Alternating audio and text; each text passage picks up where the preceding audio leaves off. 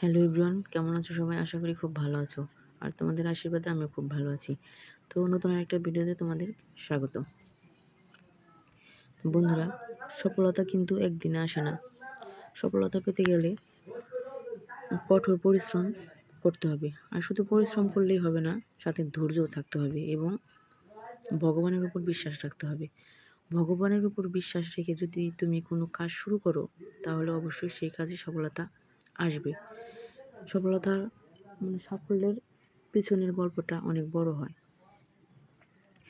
যারাই সফলতা পেয়েছে, অনেক বড় হয়েছে, তাদের পিছনের গল্পটা যদি শোনো, তাহলে দেখবে তাদের পিছনের গল্পটা অনেক বড়। অনেক ধৈর্য ধরেছে, অনেক পরিশ্রম করেছে, তারপরে তারা এত দূর এত দূর এগোতে পেরেছে।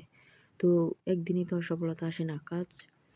কাজ শুরু করার সাথে সাথে কখনো সফলতা পাওয়া যায় না। কাজ শুরুর দিকে একটু বাধা বিপত্তি আসবেই, তবে সেই বাধা বিপত্তি অতিক্রম করে যদি সেই কাজে তুমি লেগে থাকতে পারো, তাহলে সফলতাও অবশ্যই আসবে।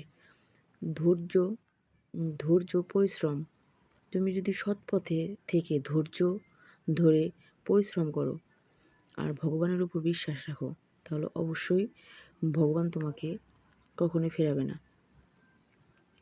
ধৈর্য ধরলে ধৈর্য কখনো কাউকে ঠকায় না। পরিশ্রম আর ধৈর্য এটা কখনোই কাউকে ঠকায় না।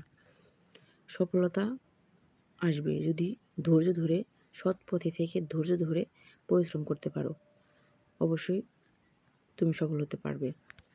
তো বন্ধুরা, আজকে আমার ভিডিওটা এই পর্যন্তই। তোমরা সবাই ভালো থেকো।